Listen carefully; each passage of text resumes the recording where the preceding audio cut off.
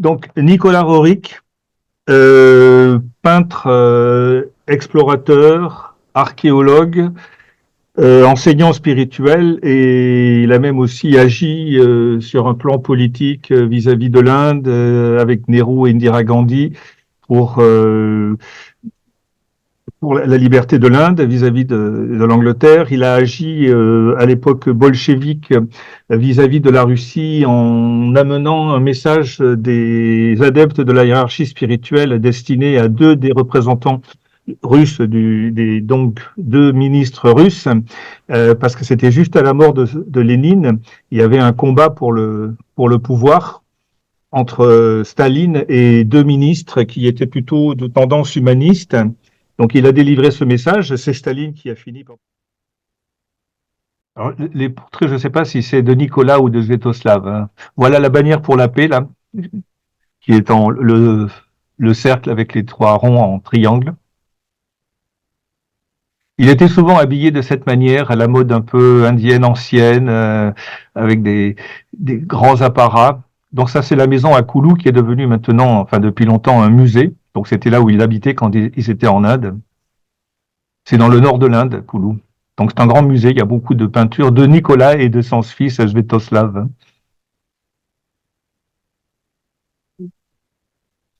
Ça, c'est l'entrée du musée de New York. Il avait fait construire en 1929 un musée donc dans un building.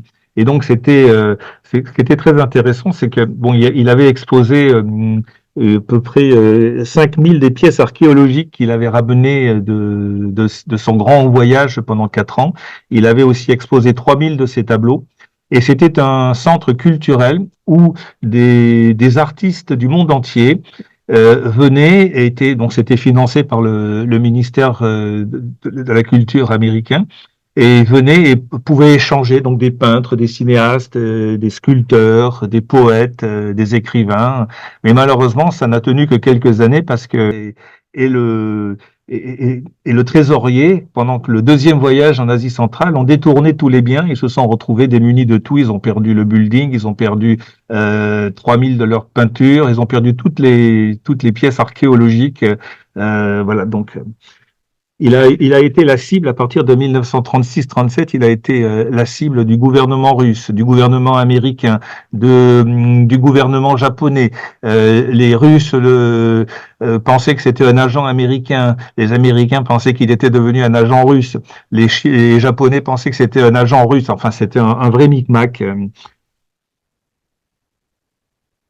Voilà le building en 1929. Il n'était pas terminé parce qu'il voulait, en haut, au sommet, il voulait mettre un stupa tibétain. Bon, mais bon, ça n'a jamais été fait. Faut dire aussi que c'est arrivé, il a été inauguré quasiment au moment de la Grande Dépression aux États-Unis. C'était pas forcément le moment favorable. Donc voilà, ce building existe toujours, mais il n'appartient plus au Roerich depuis bien longtemps. Voilà le portrait d'Elena. Donc ça, c'est fait par le fils, hein, par Sviatoslav Roerich. Elle a une rose parce que les Roerich étaient à la fois rosicruciens et théosophes, et ils ont été par le centre Amorque de New York, Spencer Lewis. Ils étaient amis avec Spencer Lewis, qui était le responsable de l'Amorque aux États-Unis et dans le monde à l'époque. Et ils ont été les légats pour l'Orient de l'ordre rosicrucien. Donc voilà pourquoi elle a une rose.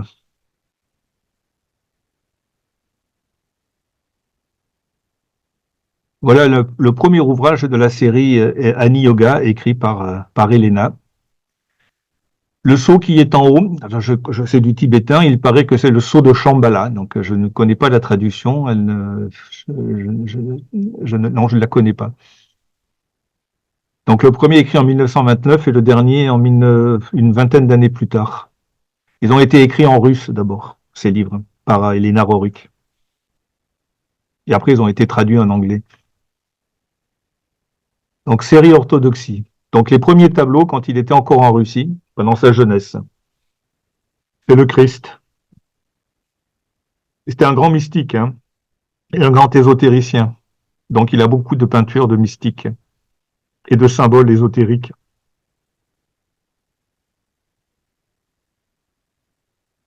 Le Christ avec quelques femmes disciples autour de lui.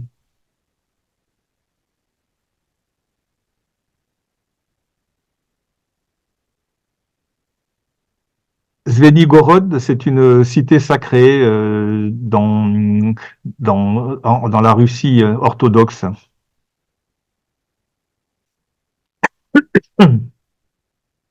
Une église fortement respectée, avec beaucoup de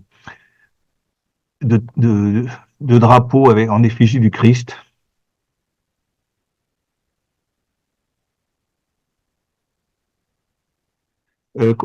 Donc un pèlerin qui va vers la cité sainte. Il n'y a pas forcément toujours le nom des personnages. Vassili le Sage, c'est un grand mystique orthodoxe russe qui écrivait sur des textes sur le Christ.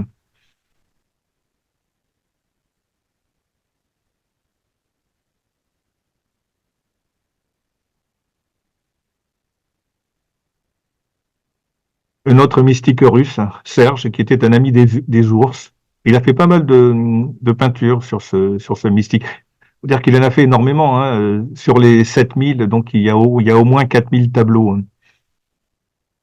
Le reste, ce sont des dessins.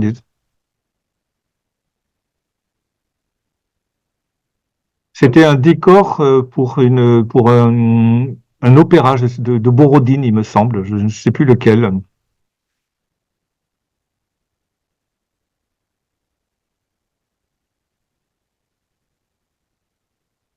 Donc un tableau de décor, un grand, grand décor.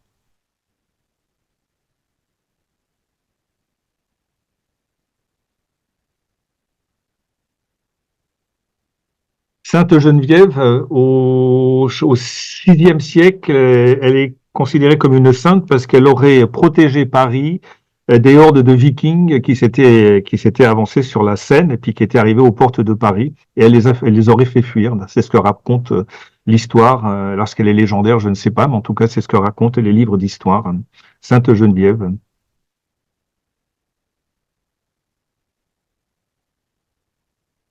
Saint-Serge, là, Saint-Serge, c'est l'un des grands, grands mystiques orthodoxe russe.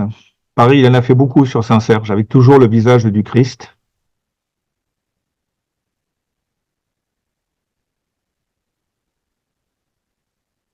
Donc des tableaux plutôt classiques. Et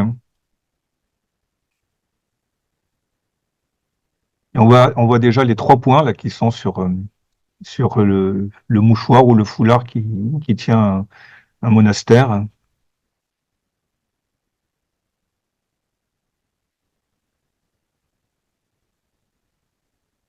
De nouveau Saint-Serge.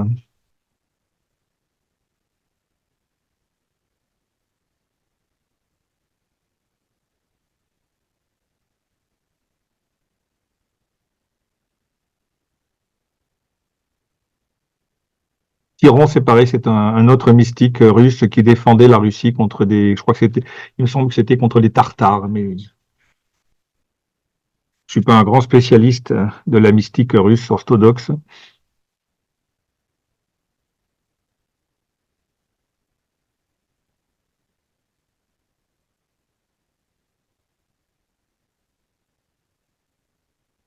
Le rythme, c'est bon ou pas? La campagne du Prince Igor. Le Prince Igor, alors c'est un général d'armée qui a défendu la Russie contre les chevaliers teutoniques. Il en a fait 2 ou 3 là, de campagne du Prince Igor, avec toujours le Christ en effigie sur les drapeaux. Il y a aussi des représentations symboliques des disciples qui vont sauver le monde aussi.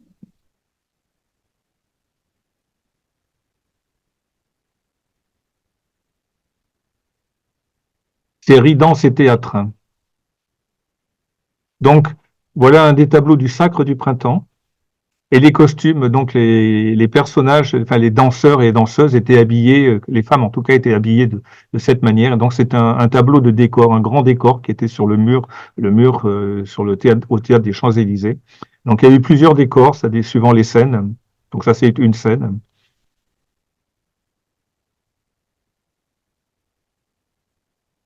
En voilà une autre. Donc toujours pareil, les habits que portaient les danseuses, puisque ce sont des femmes. Il y avait beaucoup de femmes là sur scène.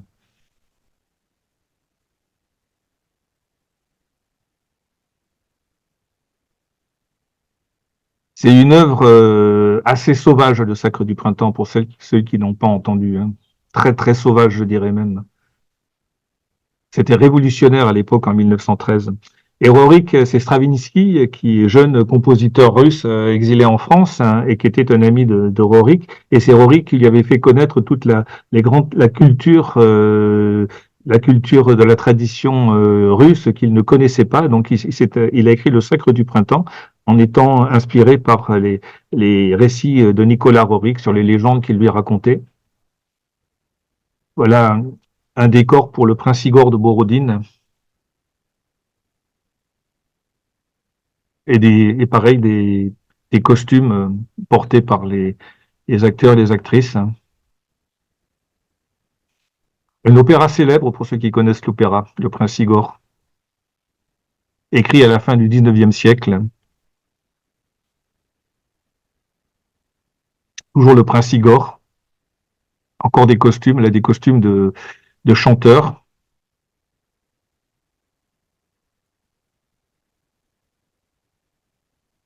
puisque c'est un opéra.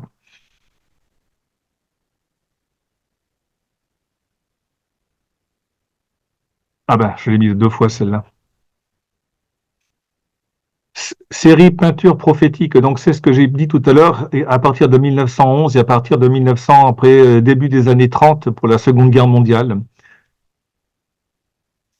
Donc c'est là, c'est à 1911, le dernier ange. Donc c'est l'ange qui vient combattre les forces du mal.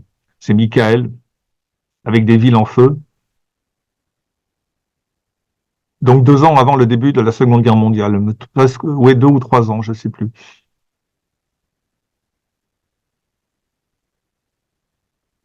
Pareil, la même époque. Donc le chevalier à droite, un chevalier qui vient combattre les forces du mal, le diable qui est en haut à gauche et qui ricane devant des villes en feu, devant l'œuvre qu'il est en train de réaliser, enfin l'œuvre de destruction qu'il est en train de réaliser, et le chevalier sur un cheval blanc qui vient pour sauver le monde, combattre le mal. C'est un excellent thème, ça. Hein. Oui, combattre le mal, oui. Voilà encore une fois une ville en feu,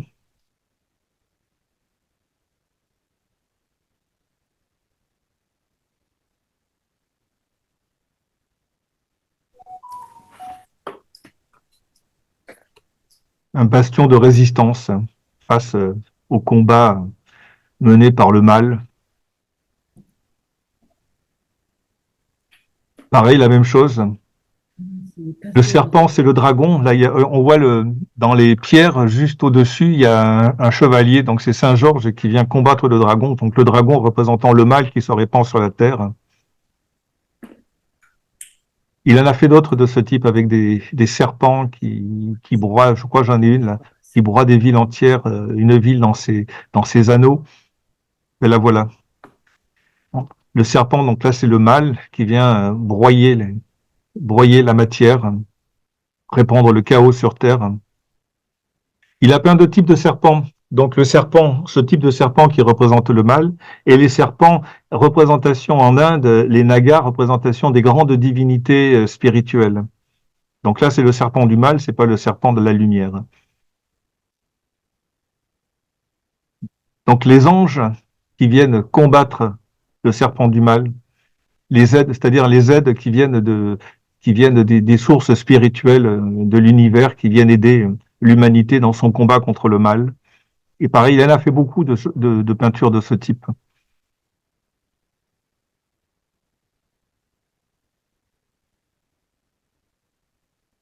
Victor sur le serpent. Donc, encore une fois, ce serpent, enfin, ce dragon représente le mal que le héros vient combattre.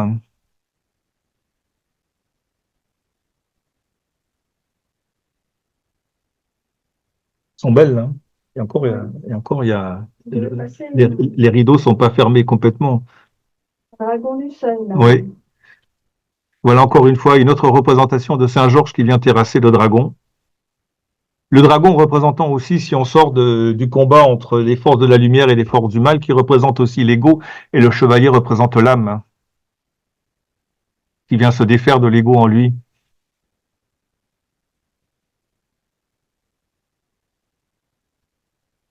Une figure qu'il aimait particulièrement, Saint Georges.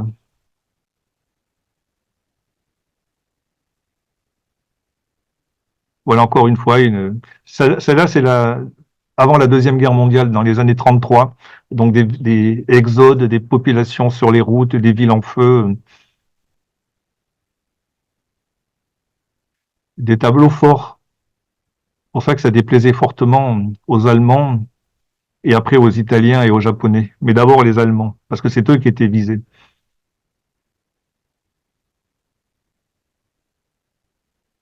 En voilà encore une autre, exode, pareil, des villes en feu, des populations harassées sur les routes, ayant tout perdu.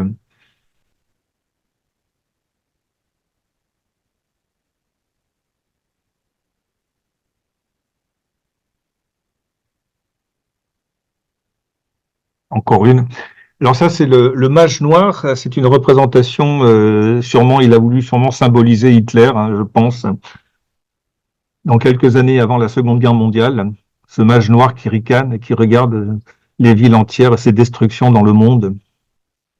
Elle est assez terrifiante celle-là.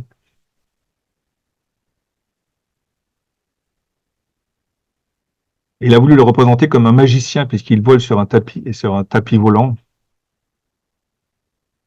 Le magicien du mal.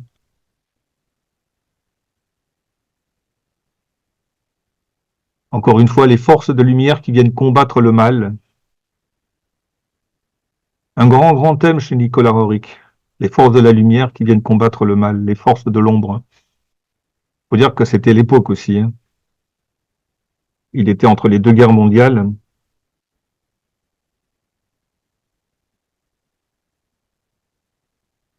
Ça, c'est des peintures qu'il a faites avant juste la Seconde Guerre mondiale. C'est ceux qui allaient résister au mal, donc les partisans.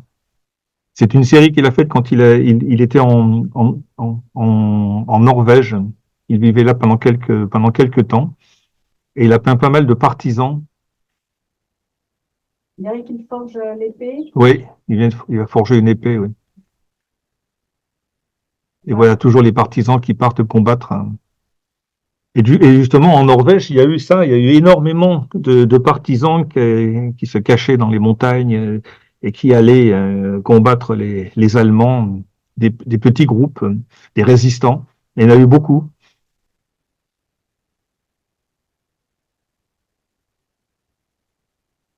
Donc il avait prophétisé ça quelque temps avant que ça arrive, parce on datait de là 2 ans avant la Seconde Guerre mondiale. Donc voilà, ça c'est l'une des 4 séries de son grand grand voyage de 4 ans qui a sur pendant 25 000 kilomètres à travers des territoires montagneux, arides. Une fois, ils sont restés bloqués parce qu'il y a un chef d'une contrée au Tibet qui refusait l'accès à la caravane. Ils sont restés 5 mois coincés à 5000 mètres d'altitude et il y a eu des températures qui atteignaient moins 41 degrés. Et c'est là qu'il a peint énormément. Il a peint près de 500 toiles pendant ces cinq mois. Il peignait sur tout ce qu'il trouvait, des tentes de toiles, même des morceaux de robe de sa femme. Enfin, parce ils n'avaient pas amené de quoi peindre 500 toiles dans son voyage. Donc ça, ce sont des représentations de décors, de paysages, de lacs, de montagnes, de monastères, de grottes vues pendant ces voyages. Donc comme je l'ai dit, on l'appelait le peintre des Himalayas, hein. Il adorait les montagnes. Pour lui, les montagnes étaient vivantes. Et quand on regarde bien, il y a toujours des personnages, des têtes de personnages ou des personnages entiers dans les montagnes. Là, il y en a un. Vous voyez la souris ou pas là quand je la bouge? Il la voit ou pas? Oui. Là, il y a une tête couchée, les yeux, le nez, la bouche, le menton. Et on va en trouver beaucoup dans les montagnes de ces personnages. Pleine lune sur un lac.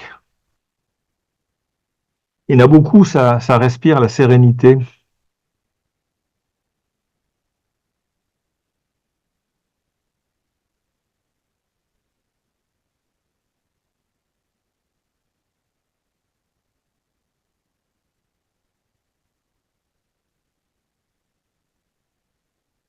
Donc les Nagas, dans la tradition hindouiste et aussi dans le au bouddhiste, ce sont donc ces serpents qui s'apparentent aux comment s'appelle les dresseurs de serpents là, les cobras. Ils s'apparentent à des cobras, mais les Nagas sont des représentations des divinités, donc pour les hindouistes et les bouddhistes. Donc il en a peint énormément de ces représentations.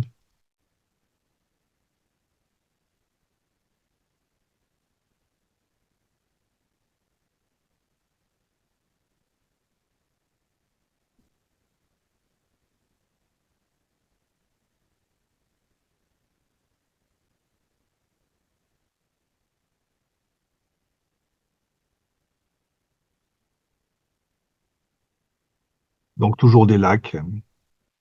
Là, on est toujours au Tibet.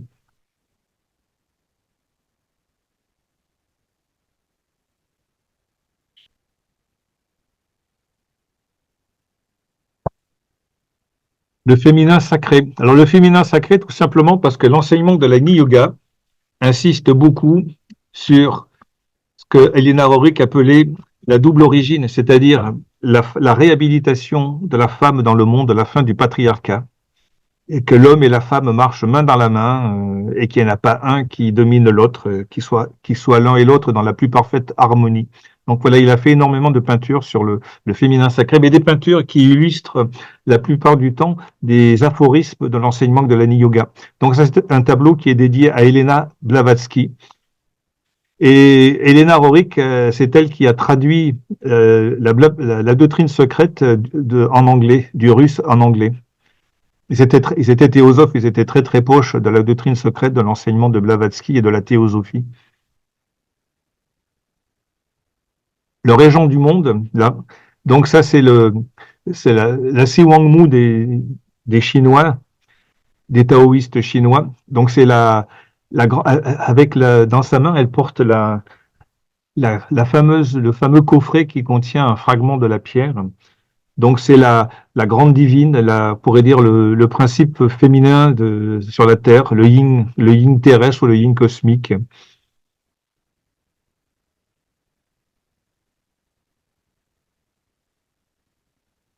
Donc une guérisseuse de la culture traditionnelle orthodoxe russe.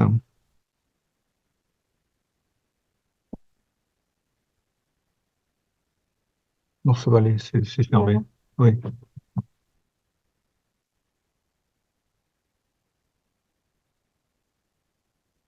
Pareil, une représentation du féminin sacré, la femme qui offre ses dons, qui guérit, qui est là pour apporter la beauté, l'harmonie dans le monde.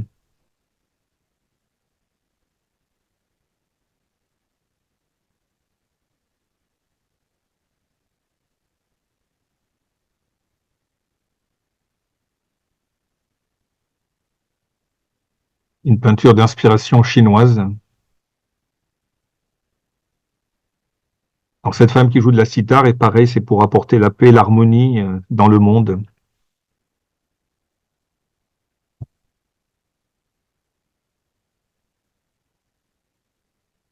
Elle a une toile que j'aimerais bien avoir à la maison.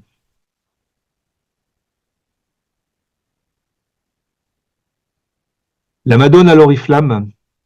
Donc voilà la bannière de la paix. Donc le cercle avec trois ronds en triangle à l'intérieur. Donc la religion, l'art et la science dans le grand cercle de la culture.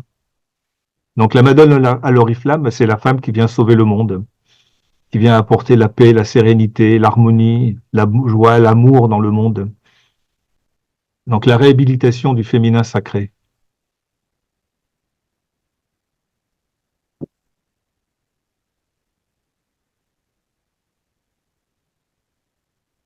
La reine du ciel, la reine du monde, ça, celle-là, c'est la première qu'il a faite, c'était dans une abbaye en Russie. Dans- Elle est immense et malheureusement, elle a été détruite pendant la révolution d'octobre. Il en a fait des mers du monde, il en a fait 8, il me semble. Donc ça, c'est la première. Donc la mer du monde, c'est le principe féminin du système solaire. le yin cosmique.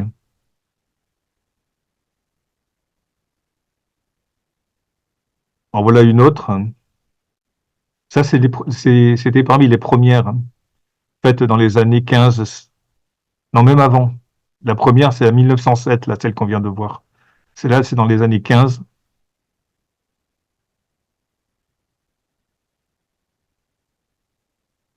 1924. Alors, elle est voilée. Il y a un texte dans l'Ani Yoga qui dit que tant que l'homme n'a pas redonné la place qui doit être la sienne à la femme dans le monde, la mère du monde reste voilée et elle se dévoilera le jour où la femme pourra cheminer main dans la main avec l'homme à ses côtés. Donc, sur les 8, il y en a 3 ou 4 qui sont voilées, qui sont les dernières. La plus connue, c'est celle-là, la mère du monde de 1927, avec les ambassadrices de la mer du monde qui sont en bas, qui viennent écouter son message pour le répandre dans le monde. Et là, ce sont des bodhisattvas, donc des Bouddhas qui sont là, qui viennent l'inspirer ou l'accompagner dans son travail. Elle est assise sur le trône du monde.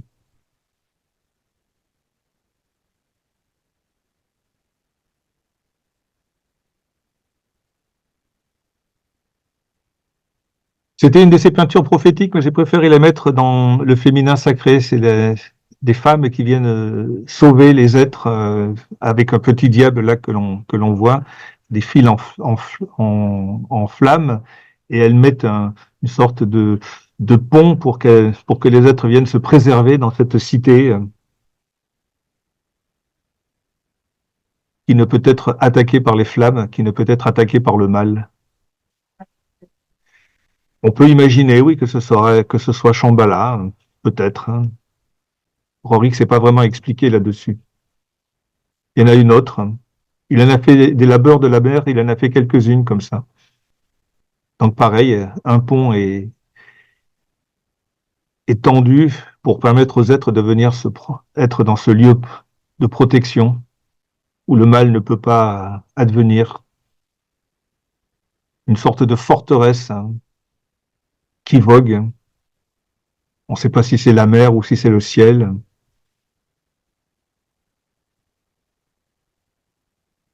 Une arche d'alliance.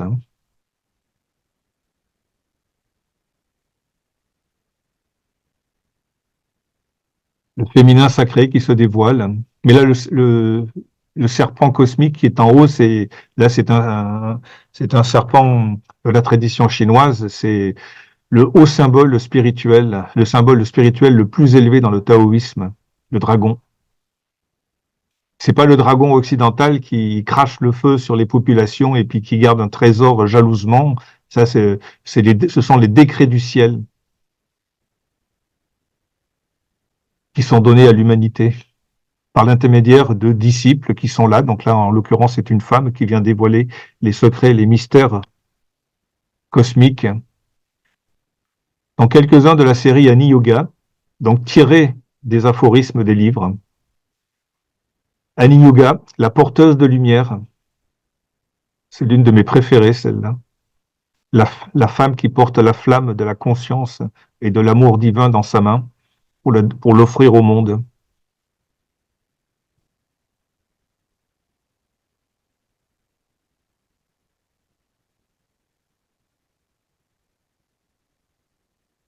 Toujours pareil, l'Ani Yoga.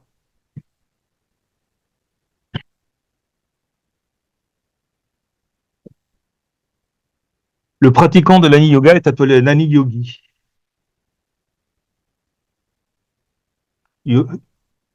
Ani, ça veut dire feu, c'est le yoga du feu. Le précédent, c'était le Raja Yoga, le Raja mental. Le précédent encore, c'était le Bhakti Yoga, le yoga du champ émotionnel. Le précédent, c'était le Laya Yoga, le yoga du champ éthérique. Et le premier yoga, le Hatha Yoga, c'est le yoga du champ physique.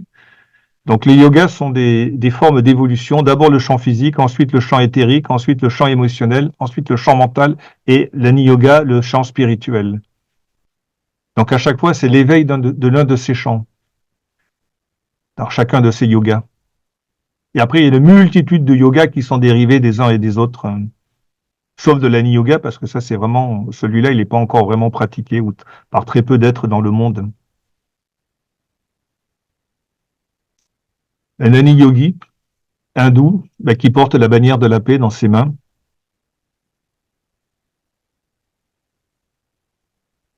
Parce que l'ani yoga est censé appartenir à l'humanité, ce n'est pas qu'en Occident, c'est pas parce que ça a été écrit par Elena Rorick en russe et traduit en anglais et en français que ça appartient au monde entier, puisque c'est l'enseignement de vie nouvelle.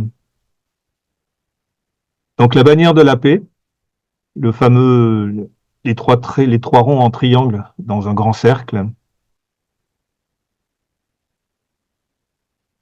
le chevalier sur son cheval blanc, donc ça symbolise la venue du Christ, la nouvelle venue du Christ qui vient sur son cheval blanc pour apporter la paix dans le monde, un message d'espoir et d'amour.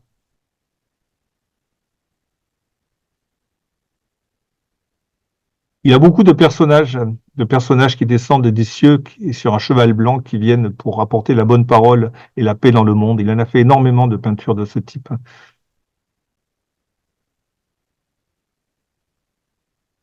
Un détail de la Madone à l'oriflamme que l'on a vu il n'y a pas longtemps.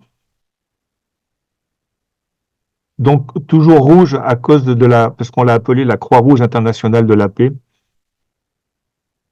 Mais on peut la faire dans d'autres couleurs.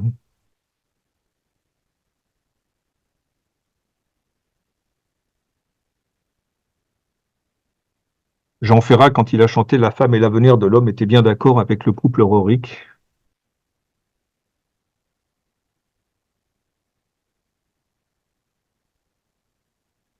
Ça, c'était la bannière du pacte de la paix de 1935 qui a été ratifiée par le président Roosevelt.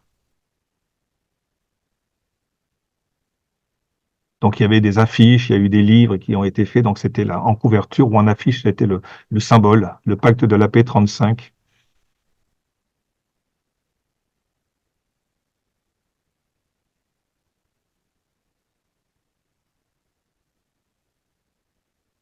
Donc Henry Wallace, à droite,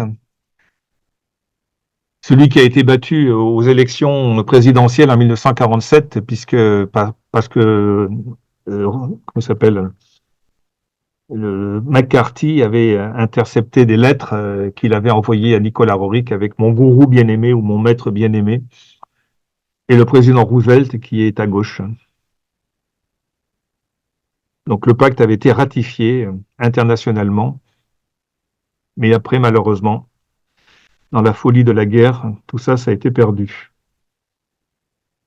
Donc série monastère, lors de ses traversées du Tibet, autant à l'aller qu'au retour, il en a fait énormément. Monastère parmi les montagnes. 500 tableaux de montagnes, de monastères, de grottes, de mystiques, pendant cette traversée pendant 4 ans. On est compte 25 000 kilomètres avec une caravane qui s'étendait sur près d'1 kilomètre de long.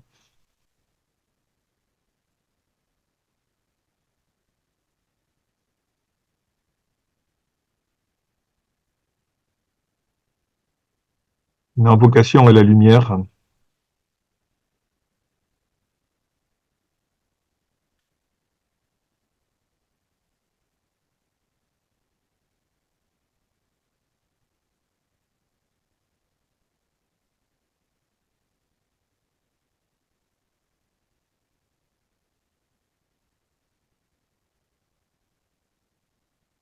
Il a fait des séries. Souvent, il prenait le même monastère, il le peignait sous des angles différents, à des heures différentes, avec les lumières qui n'étaient pas les mêmes.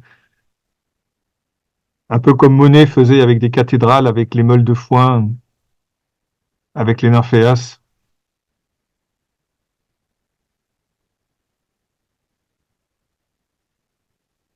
Et quand on regarde bien, on voit plein de personnages.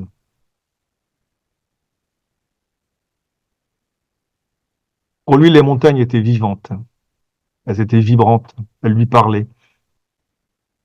Donc ça, c'est un monastère tibétain auquel il assistait à une représentation. Cérémonie. Hein? Cérémonie. Oui, cérémonie, oui. avec des immenses tankas.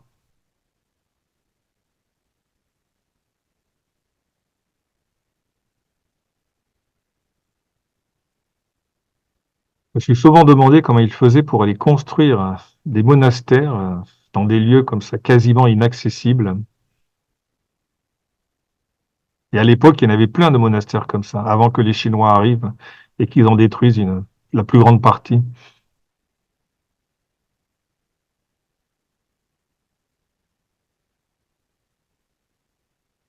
Surtout que certains, c'était des villes entières. Il pouvait y avoir des centaines, quelques milliers de moines aussi. Les plus grands monastères, il y avait près de 10 000 moines qui vivaient là.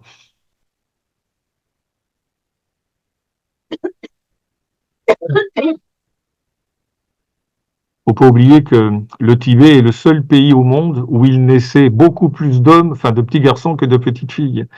Euh, D'après les statistiques de l'époque des voyageurs qui rentraient au Tibet, c'était 4 hommes pour une femme. Et que quand une femme épousait un homme, et si l'homme il avait des frères, elle épousait l'homme et ses frères.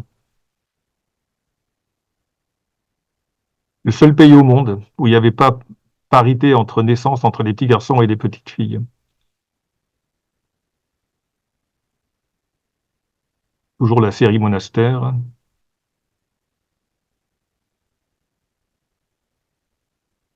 à des heures différentes de la journée ou de la nuit.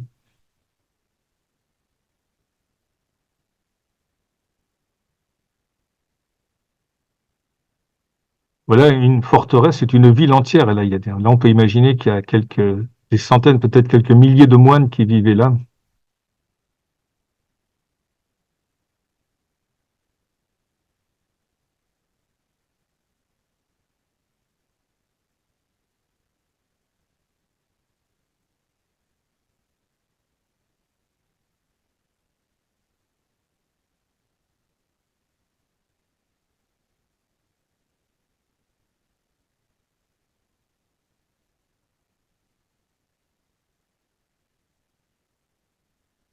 Donc, Série-Mongolie, c'est lors de ce voyage, quand ils ont traversé toute la Mongolie et le désert de Gobi, une très très très longue étendue.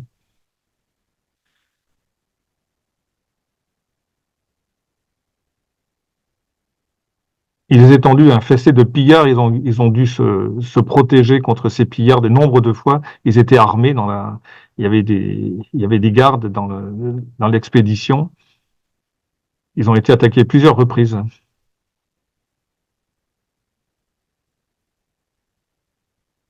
surtout au Gobi, dans le désert de Gobi et en Mongolie.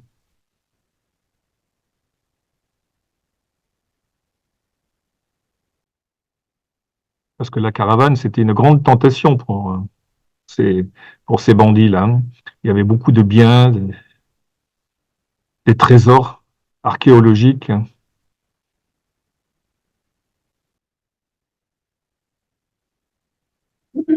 On voit les signes de la bannière de la paix, les signes aussi de Chintamani et de Shambhala, avec toujours les 3 points qui sont là.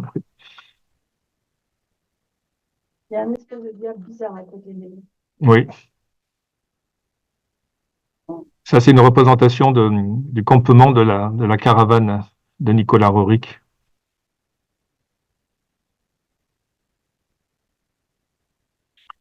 Pendant cette caravane, ils ont perdu une centaine d'animaux tombés dans des gouffres, tués par le froid. Pareil, un campement de la caravane.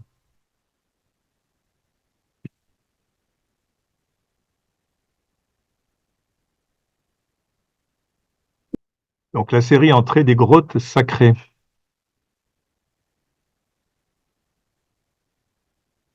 C'est-à-dire des grottes où il y a énormément d'ermites, donc des sages, des saints qui sont profondément respectés par les populations locales, avec toujours ce symbole du chevalier, du cavalier qui vient dans le monde pour restaurer la justice, pour apporter la lumière dans le monde, et des méditants.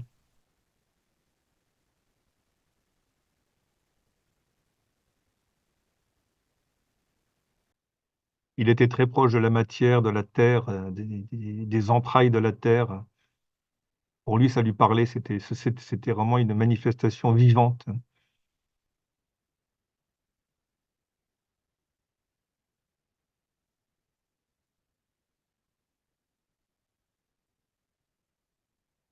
Un sage qui médite. Ben, je parle toujours de lui, mais Elena, c'était la même chose, hein. Elle était là en permanence partout.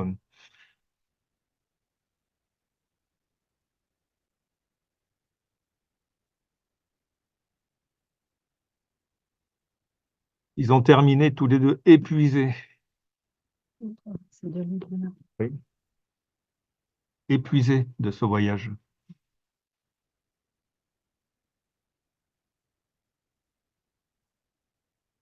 Pour lui, le mystère de la vie était aussi inscrit dans les entrailles de la terre, hein. Les trésors du monde.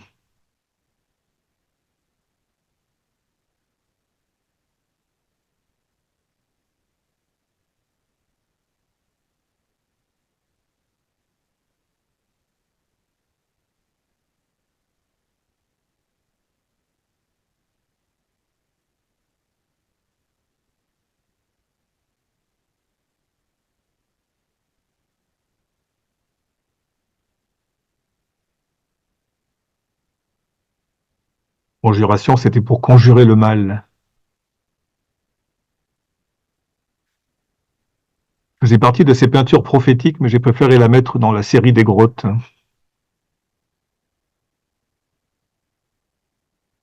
Le mal qui est chassé par cette grande forme là qui est à gauche, qui est chassé par les flammes.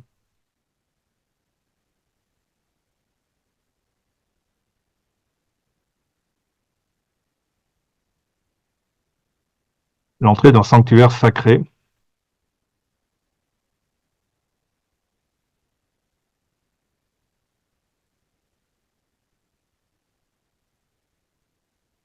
dans lequel seuls les initiés peuvent entrer, sinon la porte est fermée.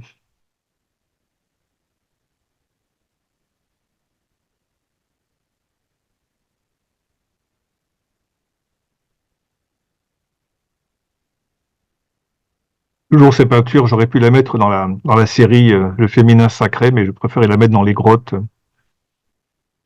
C'est la femme qui guide, qui montre le chemin, qui montre la voie.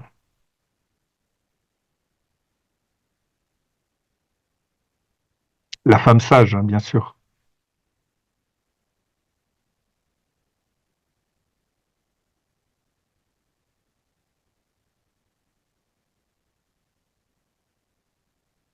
Donc il en a rencontré beaucoup, surtout au Tibet, des ermites dans des grottes, dans des lieux isolés, qui méditent, qui passent leur vie à méditer.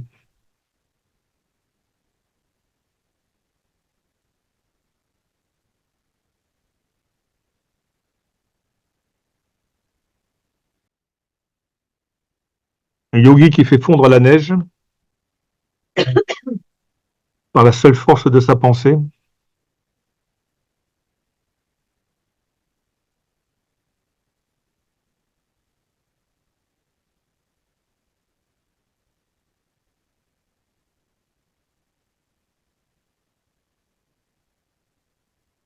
Donc ces ermites, tantôt ils sont tibétains, tantôt ils sont chinois, tantôt ils sont de Mongolie ou hindous.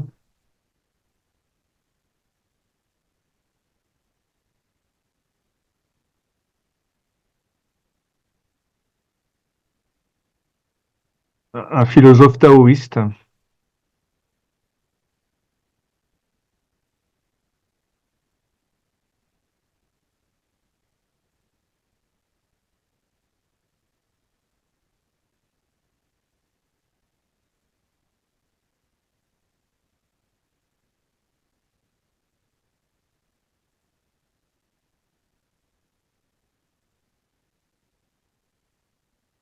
Le guide qui vient chercher le pèlerin pour l'amener dans un lieu sacré.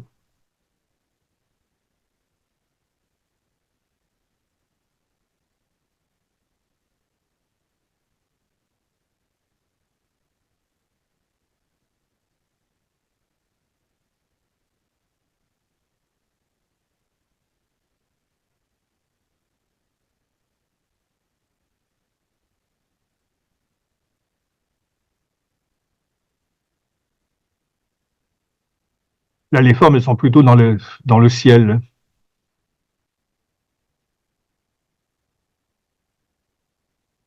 Un ciel qui a l'air dangereux. Comment se protéger? La force de la pensée. Il en a fait aussi pas mal, quelques-unes de ce type-là, avec un être qui médite pour retenir les forces du mal, qui essaye de se liguer sur la terre.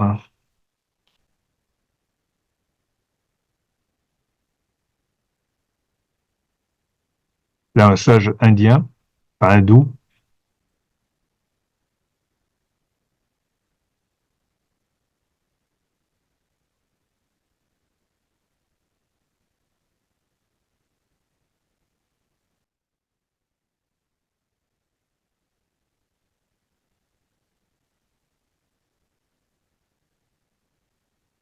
un sage taoïste,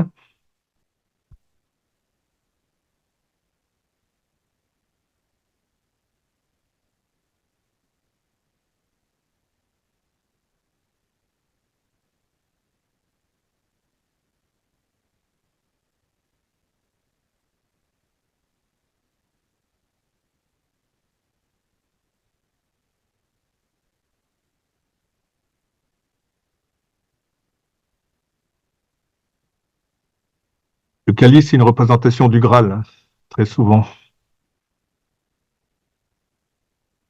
Le Graal, dont la légende raconte qu'il aurait été taillé dans la fameuse pierre de Chintamani, gardée à Shambhala, venue, d'après la tradition, du système solaire de Sirius.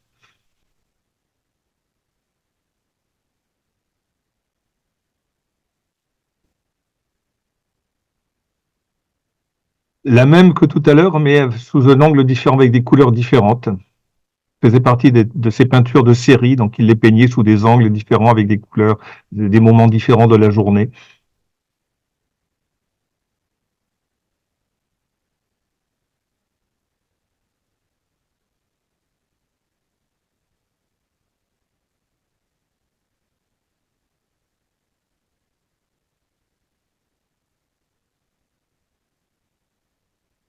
Donc la série Montagne de l'Himalaya.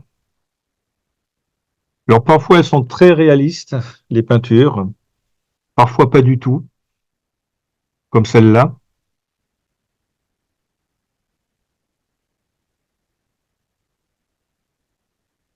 Des montagnes parfois abstraites, avec un personnage qui est peut-être couché là sur cette montagne ici là.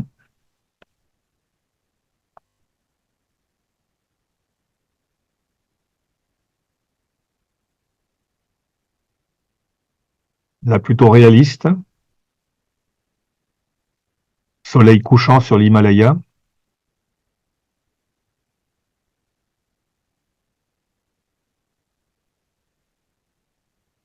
Souvent, il considérait ces montagnes comme des gardiens de lieux sacrés.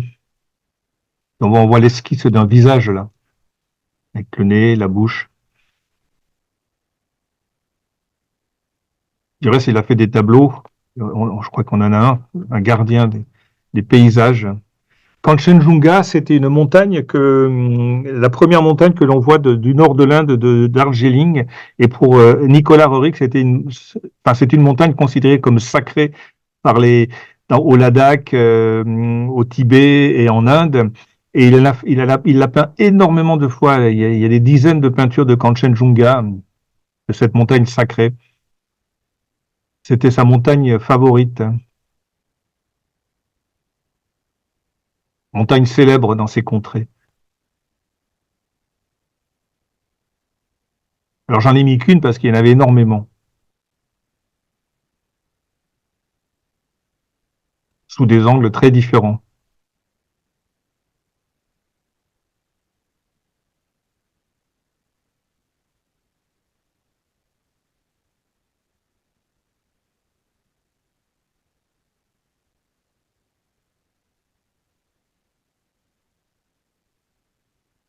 Il a un mélange de réalisme et d'abstraction.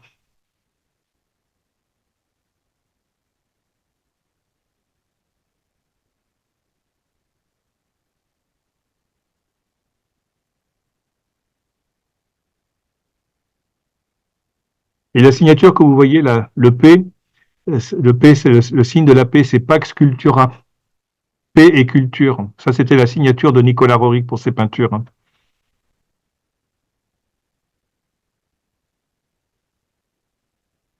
La culture était très très importante pour le couple Roerick. Ils ont énormément écrit là-dessus. Donc la culture permet l'élévation de l'humanité.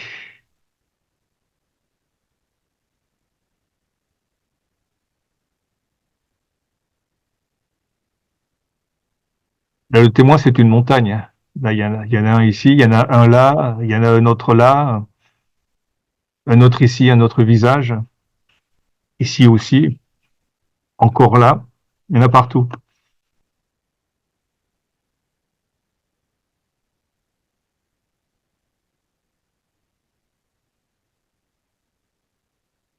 C'est les gardiens du seuil. Oui, des gardiens du seuil, ou des gardiens de paysage, ou des protecteurs de paysages. Donc là, une montagne abstraite.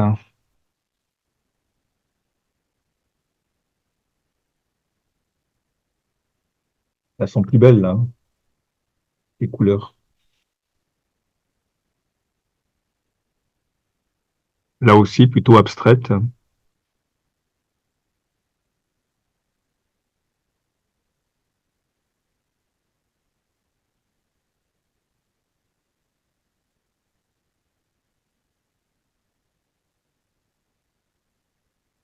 Avec là, une sorte de tête de dragon qui crache.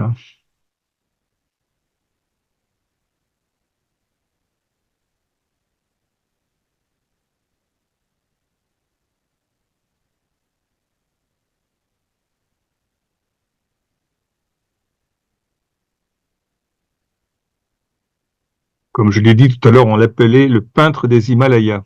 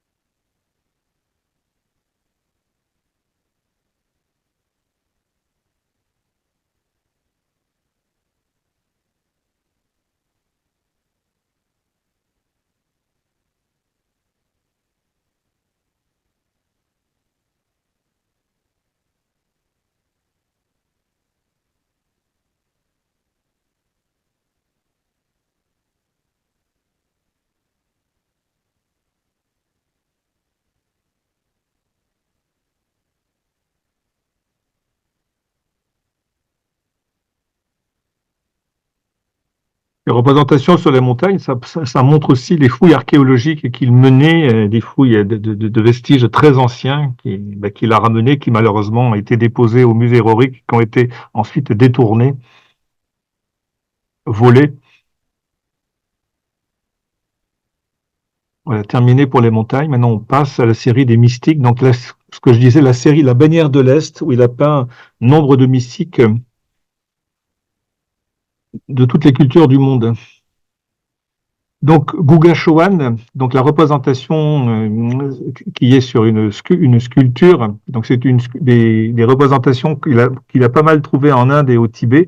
Guga Showan est censé être, dans la tradition hindoue, le régent de l'Inde, donc un maître de la hiérarchie spirituelle qui s'occupe de l'évolution de l'Inde. Et il y a énormément de représentations, surtout dans les montagnes en Inde, des statues, des représentations de lui. Là, c'est une sculpture,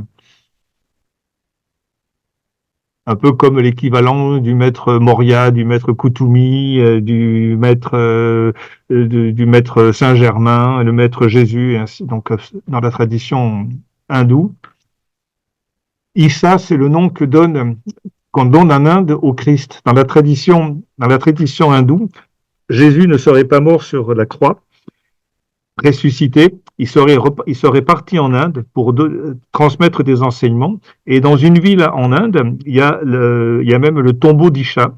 Donc Isha, énormément de représentations dans l'Inde du Nord. Donc on pense que le Christ, enfin Jésus en tout cas, serait venu enseigner, donner des enseignements dans cette contrée. En tout cas, beaucoup d'hindous y croient. On peut trouver son tombeau. Voilà ce que. Donc Rorik a fait bien évidemment. Il s'est intéressé à cette légende et il a fait des représentations de Jésus au Golgotha. On peut trouver avec ce crâne une représentation de la franc-maçonnerie qu'il connaissait bien. Donc pareil, toujours cette ville en Inde, dans le nord de l'Inde, où Jésus est censé avoir vécu et dans lequel ville où il serait décédé.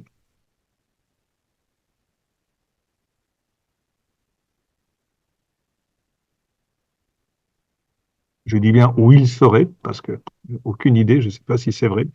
Une autre représentation d'Isha, donc toujours Jésus, représentant le Christ.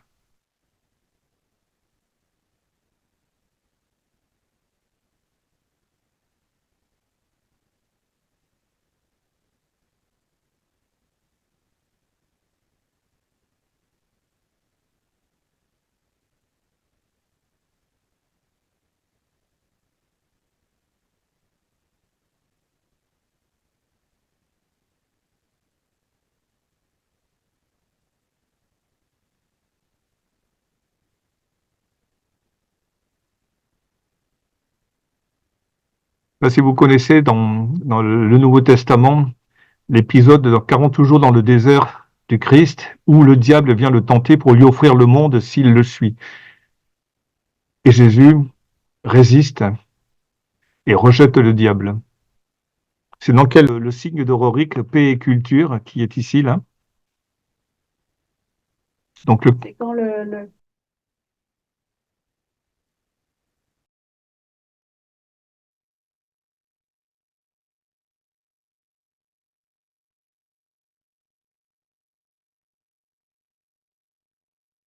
encore le Christ.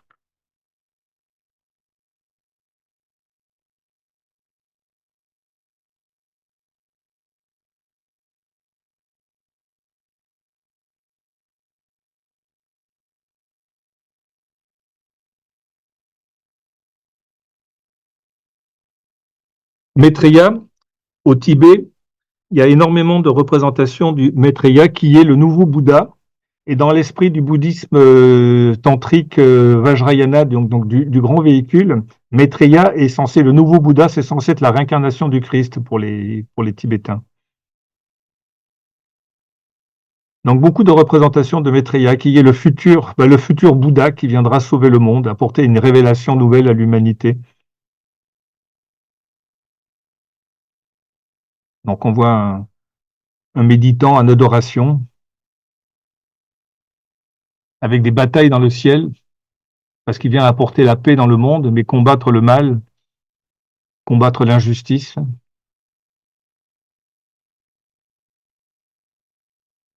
Une autre représentation de Maitreya.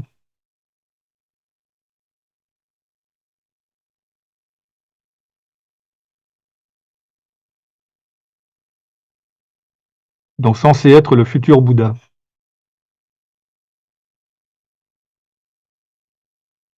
Les chrétiens attendent la venue du Christ, les bouddhistes la venue de Maitreya, et les musulmans la venue du Mehdi, l'imam Mehdi, qui est censé être la même représentation, la même personne, vue sous des angles différents, sous des cultures différentes, avec toujours des personnages dans les montagnes. Et pour ça, il faudrait s'arrêter longtemps parce qu'ils sont bien cachés. Là, il y en a au moins un, deux, trois, quatre, cinq, et sur six.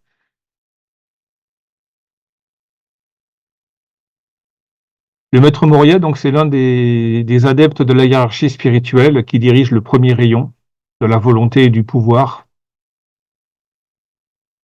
Et c'est censé être, moi je ne suis pas forcément d'avis avec ça, mais c'est censé être le maître Moria qui aurait transmis l'enseignement de l'Agni Yoga à Elena Rorick. Je pense que c'est un enseignement qui vient totalement d'Elena Rorick, mais qui était en lien avec l'adepte Moria. Donc elle a sûrement été inspirée par lui, mais pas les textes. Les textes sont vraiment d'elle. Hein. Il y en a beaucoup qui ne seraient pas d'accord avec moi, qui considèrent que les textes de l'Agni Yoga viennent véritablement de l'adepte Moria, que c'est son enseignement qui a été transmis en direct, et qu'Elena Rorick a simplement été un scribe, une traductrice. Donc voilà, ça c'est tiré d'un aphorisme du du premier tome de l'Ani Yoga, où il y a le Christ qui explique au maître Moria le temple de l'homme. Donc c'est très bien décrit dans l'aphorisme, en lien avec la tradition maçonnique. Alors ça c'est pas de Nicolas Roerich, c'est un portrait censé être de l'adepte Moria, qui aurait été dessiné par David Henrias, qui était un théosophe, je pense qu'il devait connaître les Roerich, qui était un théosophe, peintre, écrivain, et qui a dessiné les portraits de Moria, de Koutoumi. Donc c'est un portrait très connu, hein, c'est dans le monde entier là. Nous-mêmes nous l'avons à la maison. Saint Paul, celui qui a écrit le premier texte où il est question d'amour, donc un des disciples du Christ,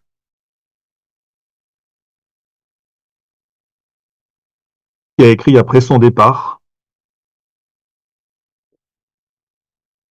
et le fameux épître aux Corinthiens où tout son texte parle d'amour. Et c'est vraiment le premier texte que l'on connaît de tous les textes que l'on a retrouvés de toutes les cultures du monde où il est vraiment le texte, l'amour est omniprésent. Saint François d'Assise, bien évidemment.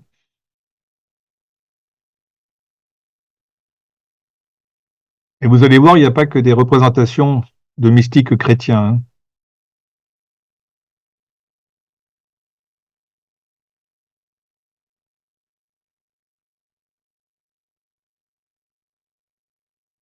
De nouveau, le Saint Serge, grand mystique de la tradition russe orthodoxe, qui tient le calice, qui est aujourd'hui considéré comme un nouveau symbole, non plus un archétype, mais un néotype, la flamme, soit brandie dans un flambeau, soit comme ça qui sort de la main d'une personne, ou soit dans je sais pas, ça va être une sorte de calice, là.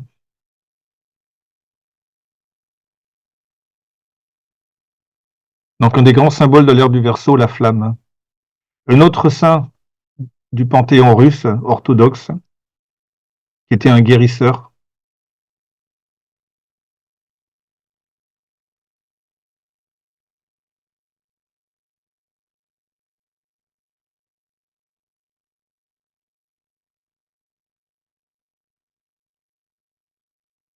Un autre saint, mais un saint combattant là, venu, je crois qu'encore qui a combattu les chevaliers teutoniques, hein.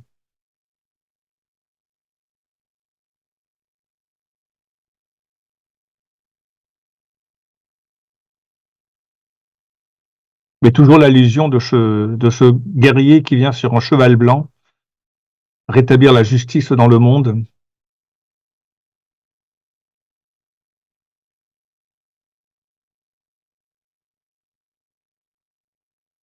Donc c'est un personnage célèbre, Alexandre Nevsky en Russie, hein. Là, c'était pas forcément un mystique, c'était un combattant, un chef de guerre, un roi,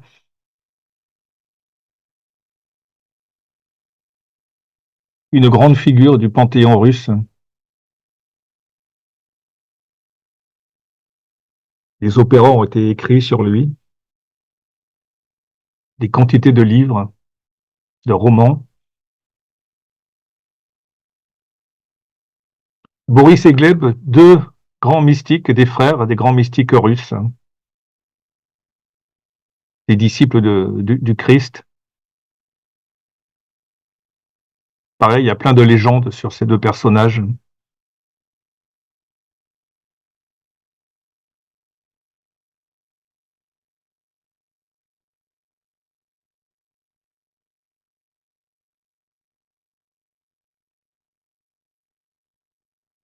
Élie le prophète, là c'est dans l'Ancien Testament. Élie qui est monté au ciel sur son chariot tiré par des chevaux blancs.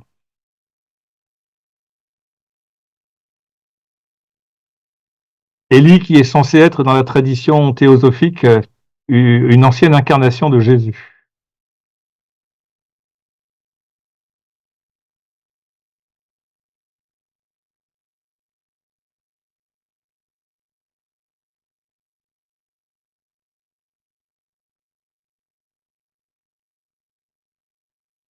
Moïse qui reçoit les tables de la loi sur le mont Sinaï, il les reçoit de Dieu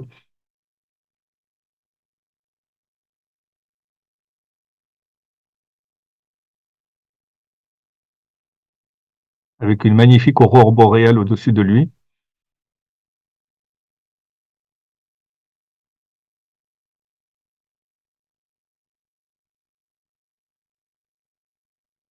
Encore une version de Moïse, il en a fait plusieurs.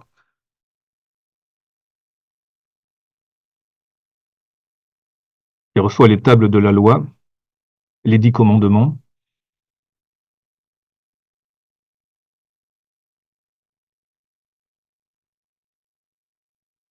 avec l'ébauche d'une manifestation divine là dans le ciel.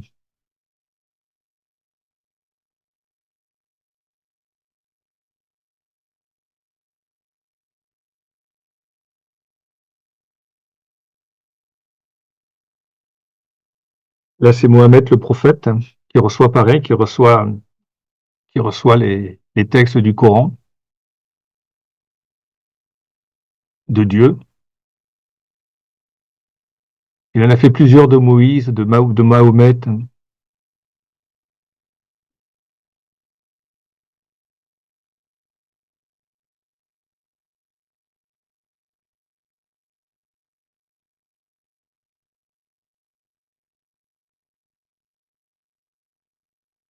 Encore une autre de Mahomet sur le mont Hira, qui reçoit de Dieu la parole sacrée, la parole divine.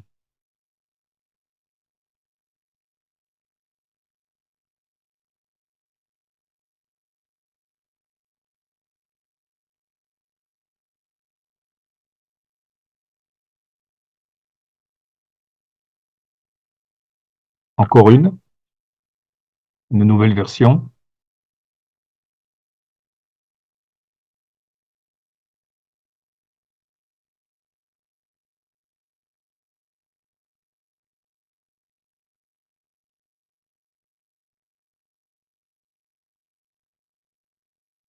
Zoroastre, tradition mazdéenne, qui apporte la lumière au monde.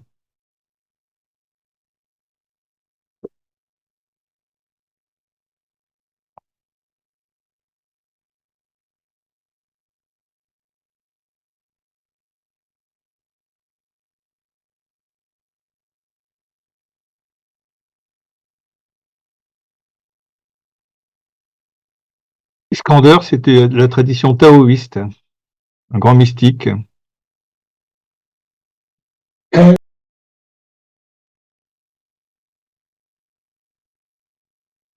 Krishna, il en a fait beaucoup de Krishna, sous des angles différents. Krishna, c'est l'équivalent du Christ pour les chrétiens, d'Allah pour les musulmans. C'est l'avatar ou du Bouddha pour les bouddhistes. C'est l'avatar hindou qui s'est incarné en Inde pour enseigner l'hindouisme. Une autre version de Krishna. Il est souvent représenté jouant de la flûte. Donc c'est le dieu Krishna. La tradition dit que Krishna et le Christ sont la même entité, le même avatar. Qui sait, Krishna, c'était il y a 5000 ans, le Christ, c'était il y a 2000 ans, qui serait revenu.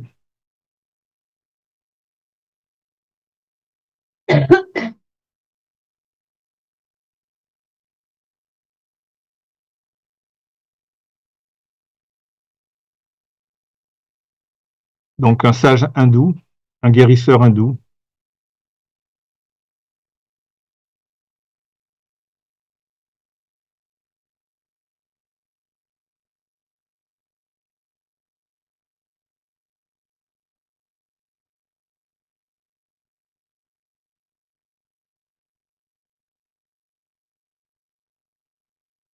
Le Bouddha, il en a fait un certain nombre sur le Bouddha.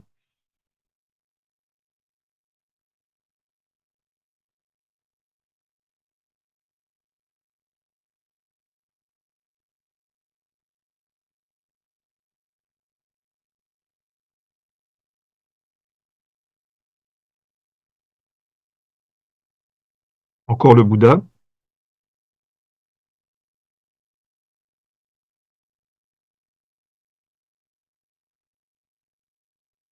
avec des personnages dans les montagnes. Il y a un visage, un personnage ici.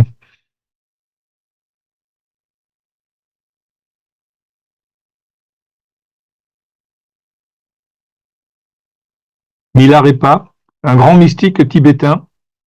Il y a plein de, il y a des textes très intéressants sur le mythe de Milarepa, enfin sur l'histoire mythique de Milarepa, qui est devenu un saint. C'était au XIe ou XIIe siècle, avec pareil, encore une fois, des personnages, des yeux dans les montagnes. Comment? Oui, il est renversé, oui. Pareil, Milarepa, c'est une figure qu'il a peint souvent dans ses voyages au Tibet. Il faut dire que Milarepa est omniprésent dans les monastères, des statues que l'on trouve un peu partout au Tibet. Pamasambhava, grand mystique tibétain, un grand maître, l'équivalent d'un Bouddha dans la tradition, dans le panthéon bouddhiste tibétain, un avatar même.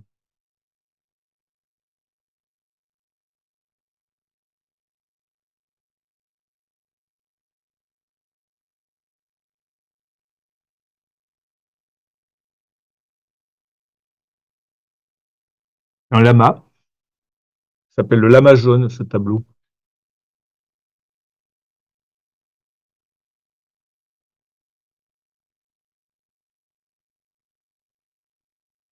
Jaune parce qu'il fait partie des bonnets jaunes, donc le groupe de lamas tibétains qui est affilié au Dalai Lama et au Panchen Lama, donc l'école des Gelugpa.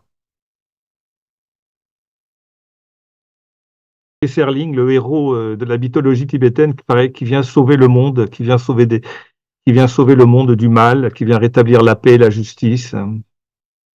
Grand héros mythique tibétain, Gesserling.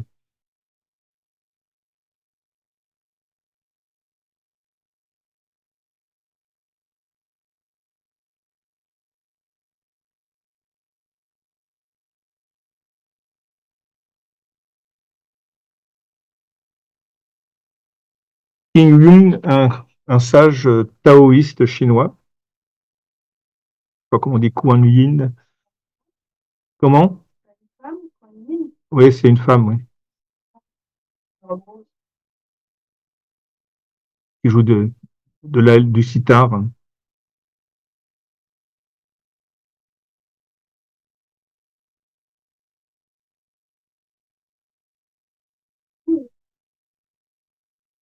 Lao Tzu, le sage qui a instauré le taoïsme. Donc, la mythologie raconte qu'à la fin de sa vie, il est parti à dos de buffle pour rejoindre Shambhala, pour devenir un immortel. Donc, il a peint plusieurs représentations de Lao Tzu en route vers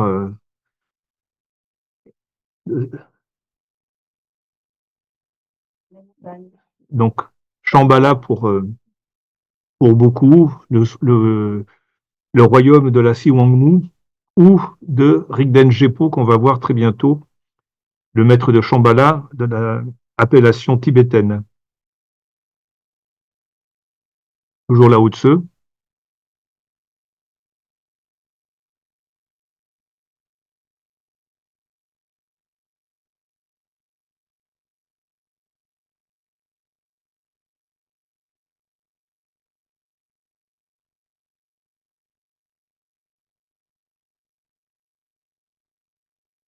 Signe sacré.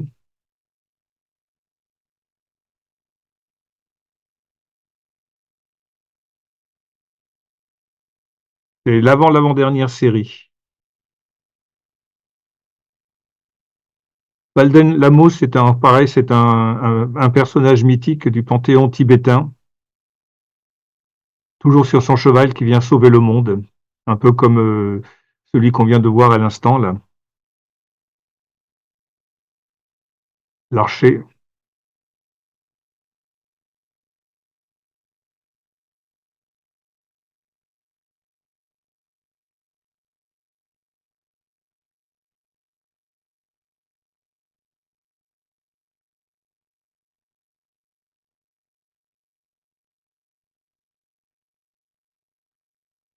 Dans les signes du ciel,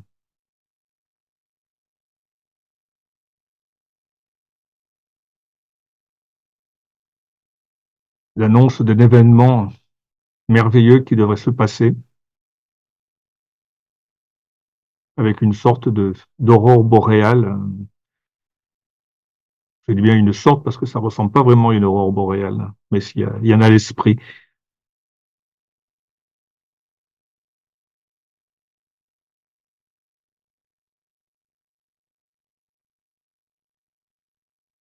L'étoile du héros.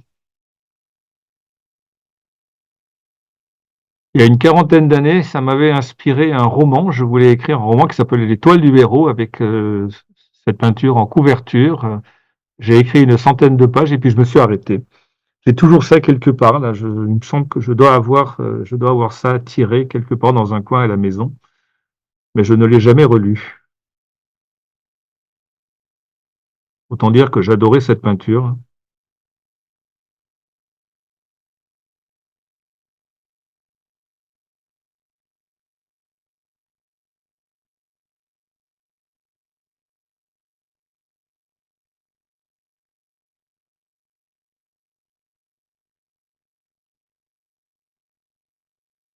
Pour Rorik, dans nombre de ses peintures, quand il va y avoir une grande époque qui va être annoncée, la venue d'une grande époque, les signes apparaissent dans le ciel.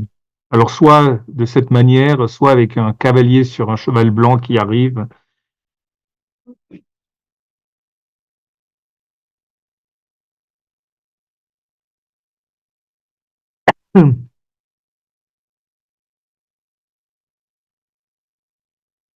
Le pont de la gloire, donc un pèlerin qui va traverser un pont, qui cherche le pont pour traverser, pour aller de l'autre côté sur la rive.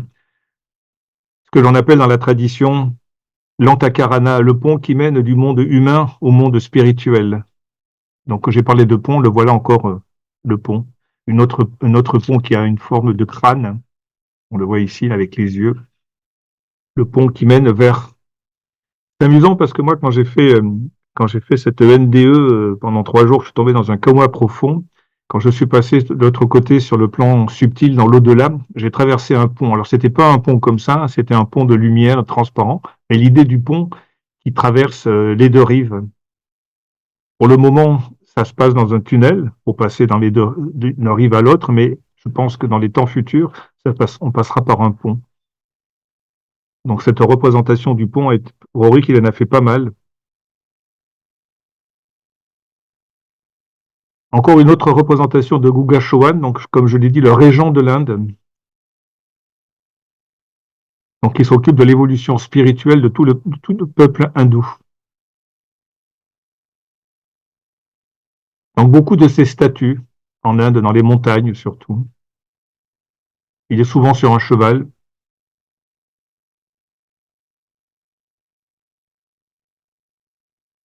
et toujours il s'en passe des choses dans les montagnes.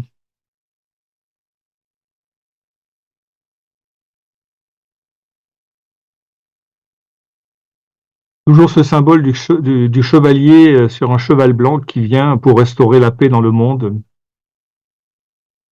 la justice, hein, l'équité, et qui vient combattre, hein, toujours combattre l'ombre, combattre le mal, les forces des ténèbres.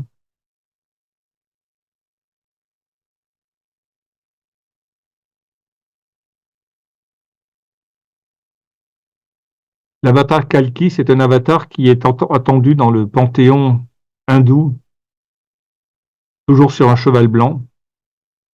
Un avatar, c'est quelqu'un qui vient instaurer de nouvelles valeurs dans le monde, apporter une nouvelle révélation, comme l'ont fait en leur temps Bouddha, Krishna, le Christ et d'autres avant eux.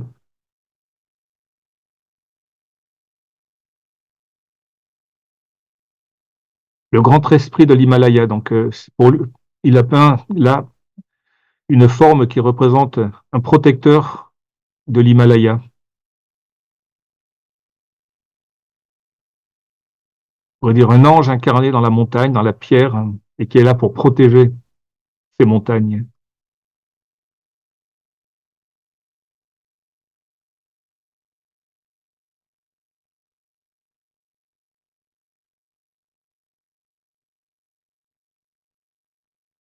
Lumière de la victoire.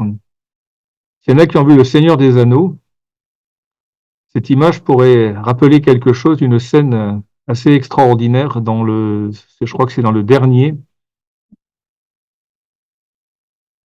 où le feu sont allumés de montagne en montagne pour appeler les chevaliers du Rohan pour venir défendre la Cité Blanche. Je pense que le metteur en scène a dû s'inspirer, il devait connaître ce tableau et ça l'inspirait parce que c'est exactement comme ça que c'est dans le film. De sommet de montagne à sommet en montagne, et les flammes sont allumées. Et au départ, dans le film, c'est une tour. Le premier feu démarre d'une tour comme là.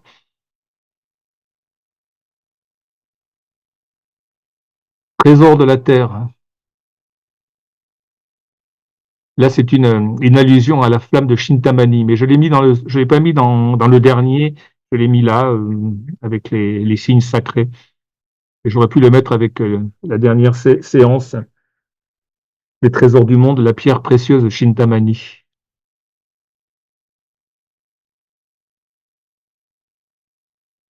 le trésor caché.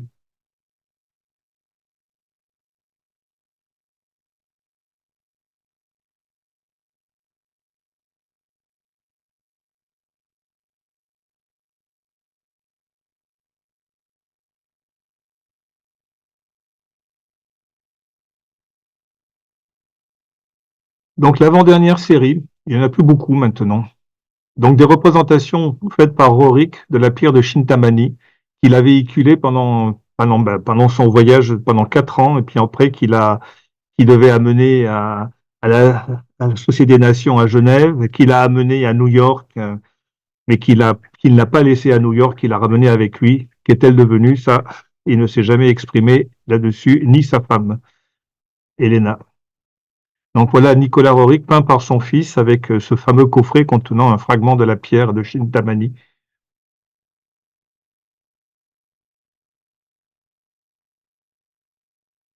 Il fait toujours grand seigneur Rorik dans ses habits somptueux là.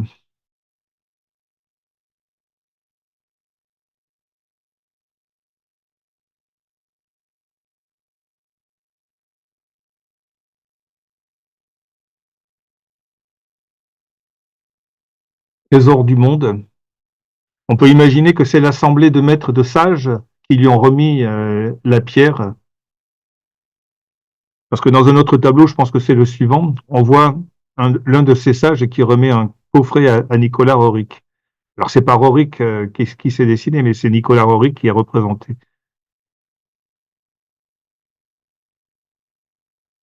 Même dans les cristaux, dans les pierres, il y a des personnages là, ici.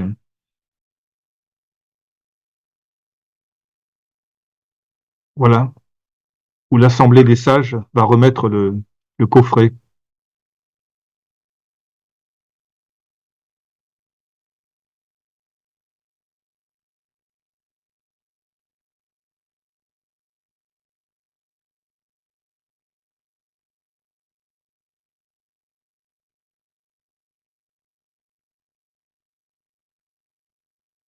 Et le coffret avec la pierre, pendant tout le voyage, c'est un cheval qui le portait.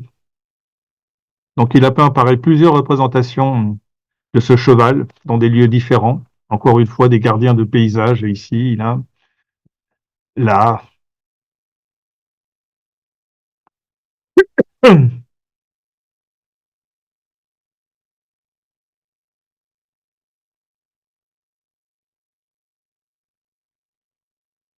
Toujours une autre représentation du trésor du monde de cheval, ce cheval qui porte le coffret contenant la pierre.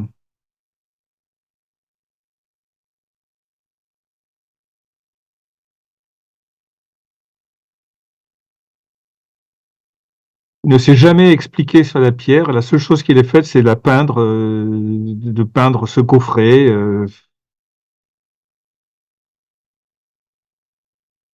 Dans le mythe du Graal, hein. Oui, c'est l'équivalent du Graal. Et là, la pierre, je ne sais pas si vous voyez, elle est comme la fameuse en trois, là, trois représentations, les trois cercles en triangle, la bannière de la paix, trésor du monde,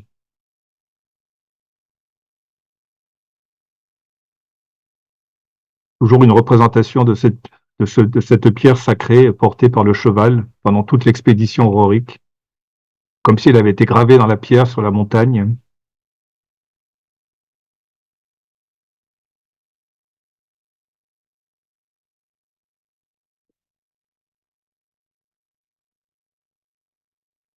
Voilà le coffret.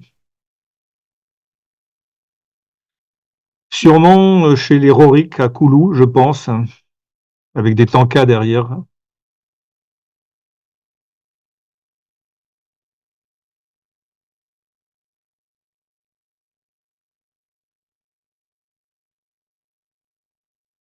Mais il n'a jamais peint la pierre par elle-même. Voilà la dernière série, Shambhala, il reste quelques reproductions. Donc Shambhala qui est censé se trouver sur les plans subtils dans des contrées aux alentours du Tibet, du désert de Gobi. Et encore une fois, cette cité n'existe pas physiquement, hein.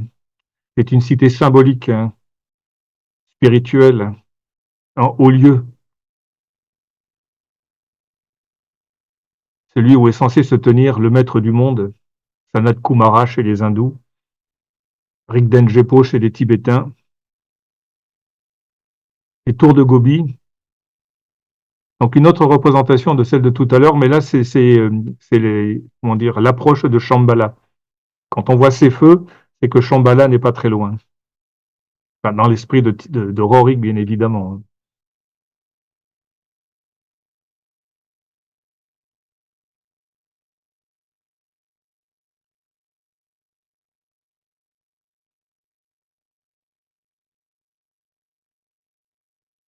La passe de Shambhala, comme s'il y avait un chemin pour y accéder, un chemin physique, hein, ce qui n'est pas le cas,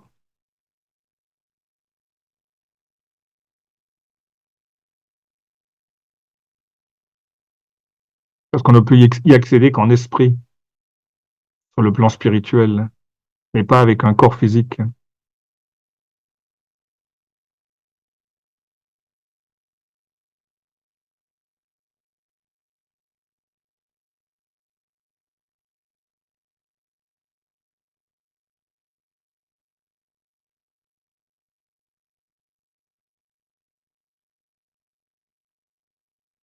plus que deux ou trois, toujours les chemins de Shambhala. Donc on peut imaginer que Shambhala se trouve quelque part là dans ces montagnes blanches. S'il y avait une représentation physique de Shambhala, ça pourrait être là. Je dis bien si, mais comme ce n'est pas le cas, c'est un symbole.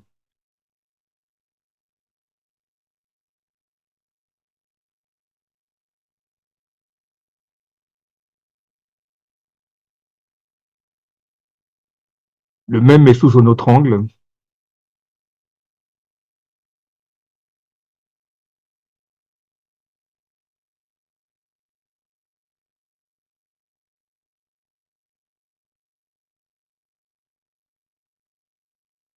Dorje l'audacieux, donc une représentation du maître de Shambhala, appelé Rigden Jepo, mais là dans une représentation de, non pas du bouddhisme tibétain, mais du chamanisme tibétain, où les déités sont souvent représentées comme des personnages dangereux, entourés de flammes.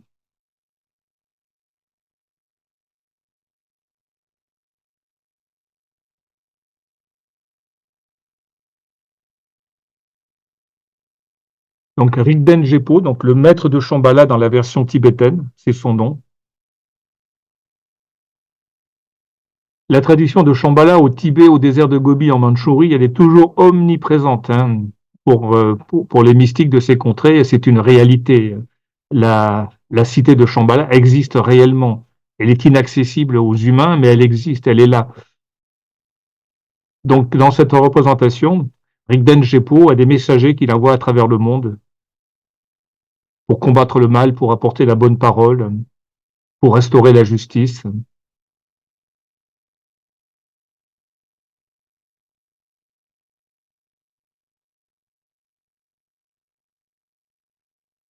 Donc, les disciples, les initiés qui partent, qui reçoivent les commandements du maître de la Terre, on appelle ça le logos planétaire, et qui partent à travers le monde pour apporter les décrets dans le monde, les décrets du maître de Shambhala.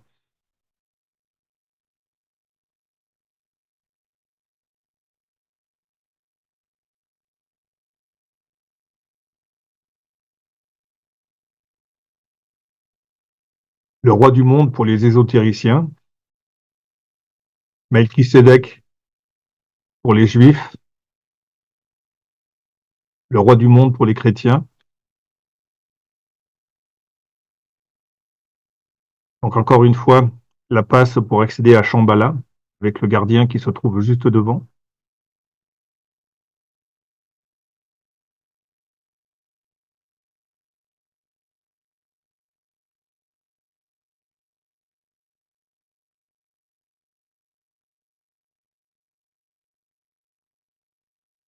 Et la dernière, le chant de Shambhala, une peinture très connue de Nicolas Roerich.